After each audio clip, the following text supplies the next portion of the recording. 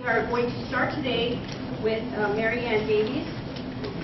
Mary Ann is a veteran activist in the area of illegal immigration issues. She is a first-generation American. She's the daughter of proud naturalized citizens from Ecuador who immigrated to this country legally. Mary Ann earned her law degree from Boston University. She's a licensed attorney in both Pennsylvania and Florida. Previously, she was senior in-house counsel for the Florida Association of Realtors. She's been a nationally known advisor, activist, and commentator on issues regarding illegal immigration, speaking before state legislative bodies in Pennsylvania, New York, and New Jersey. She has also provided testimony to several policy committees regarding in-state tuition benefits, driver's licenses, and sanctuary cities. Mary Ann appeared on national cable, television, and radio networks throughout the country, offering commentary and debate on many aspects of this issue. She's also a charter member of a national coalition of American Hispanics, advocating for comprehensive immigration enforcement, border security, and supporting the principles of freedom, individual liberties, the rule of law, and our Republican form of government. That organization is called You Don't Speak for Me. She's also a state advisor for the Federation for American Immigration Reform. And she balances her commitment to her spouse, her four children, with her passion to make the voices of the American people heard on these critical national issues. So join me in greeting Mary Ann Davies.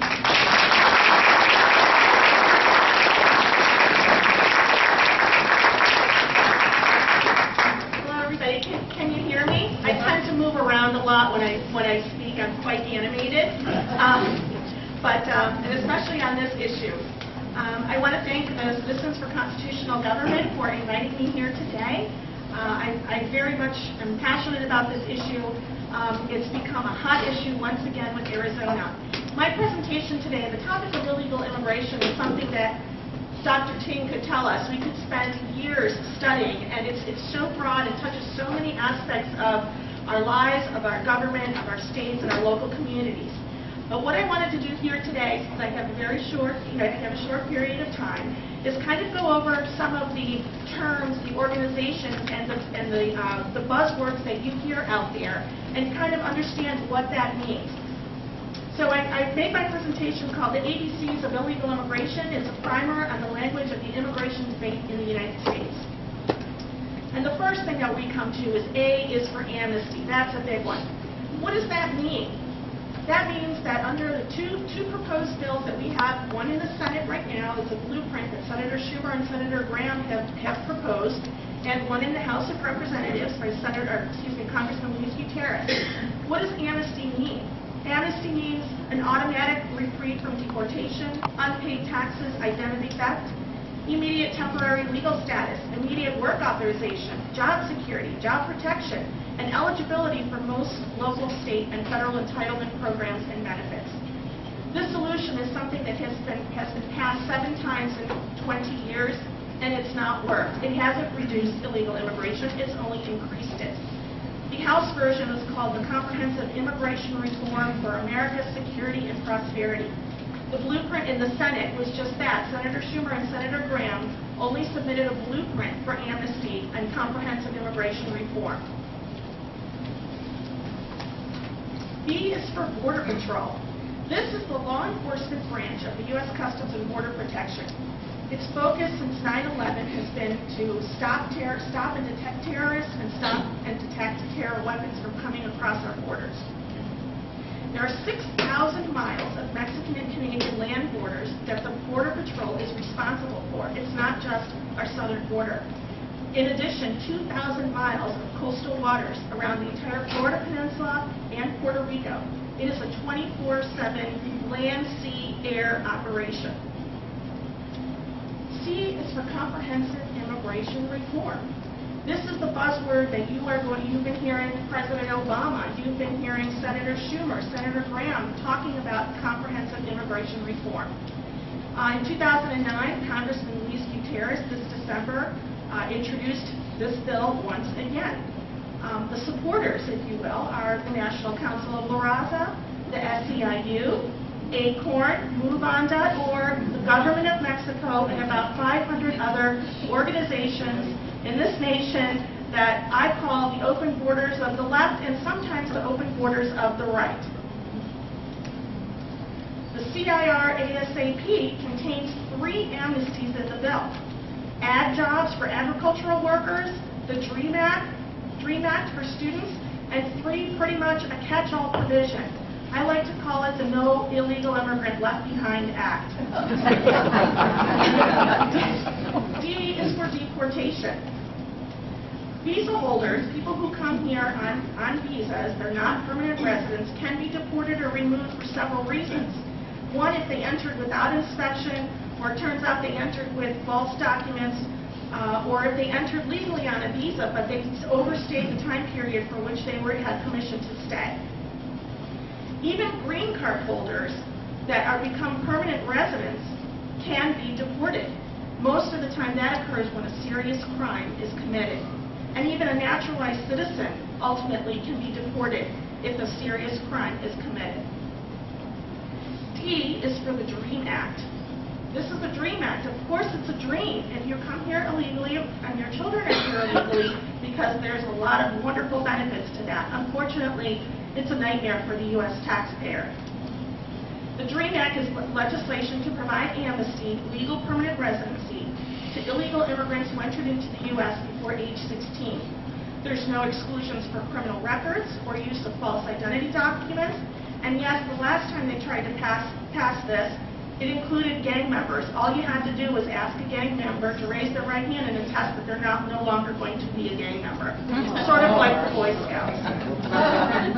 It also would provide in-state college tuition eligibility for all public colleges and universities in the United States. The DREAM Act would allow sponsorship of unlimited numbers of family members to the United States.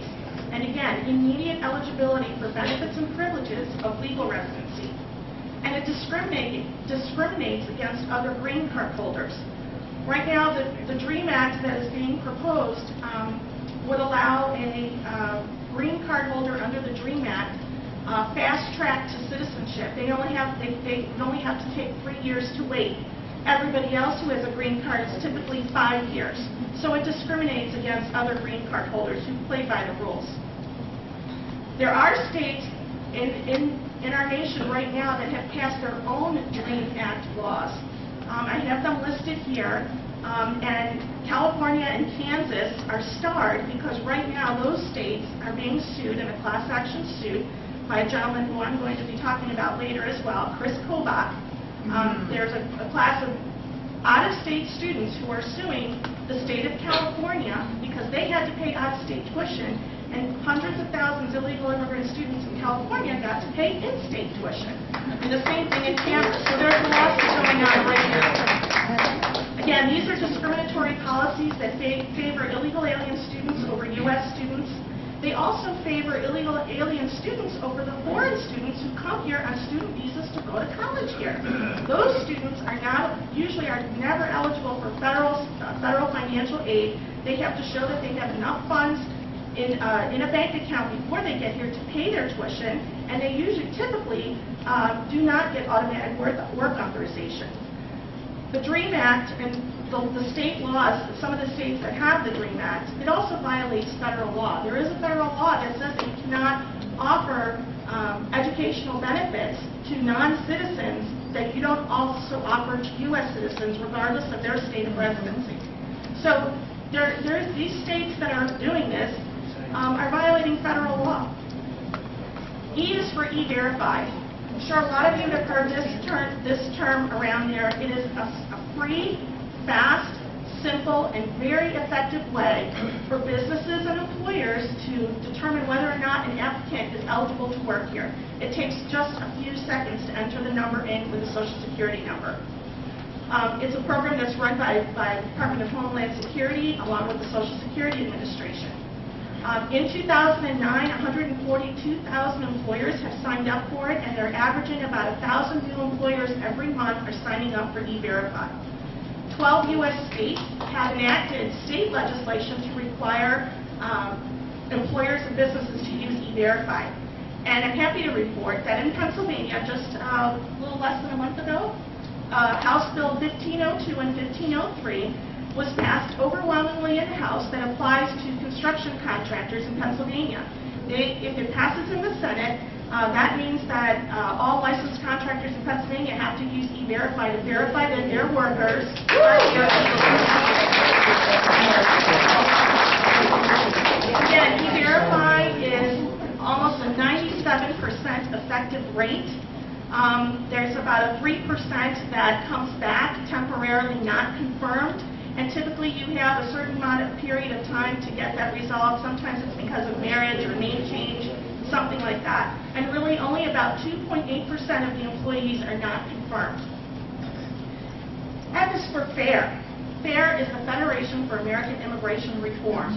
It is one of the largest, most reputable organizations that have been out there as a think tank, policy research experts, polling, etc., regarding the issue of immigration reform. I'm one of the state advisors of FAIR.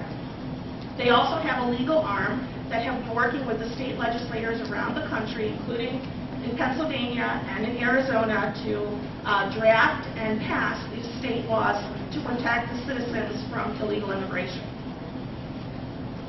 It was founded in 1979, and one of FAIR's statements is that U.S. immigration policy should serve the national interest and not be based on favoritism toward or discrimination against any person on the basis of race, creed, color, religion, gender, or national origin. It's simply about the numbers and serving the national interest. S is for the fence. In 2006, our Congress passed the Secure Fence Act. We were supposed to have 700 miles of double reinforced fence to be built along the border with Mexico, California, Texas, Arizona. It was supposed to include lighting, vehicle bearers, and all kinds of bells and whistles. This was a picture of the proposed fence. And mind you, that was 4 years ago. To date, only 32 miles have been built. Where's the fence?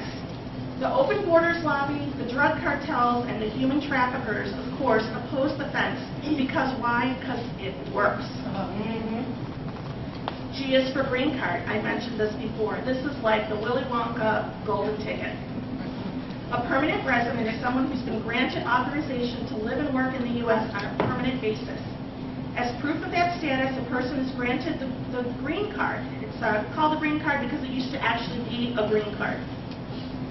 The 3 most common ways to get a green card are either through family sponsorship, through an employer who sponsors you, and through refugee or asylum status. There's a 4th way. I'll go into that later.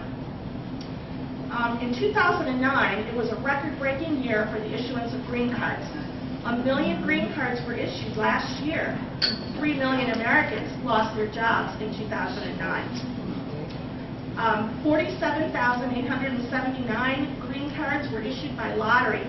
750,000 were family-sponsored. And you can see the top nations receiving green cards were Mexico, China, Philippines, and India.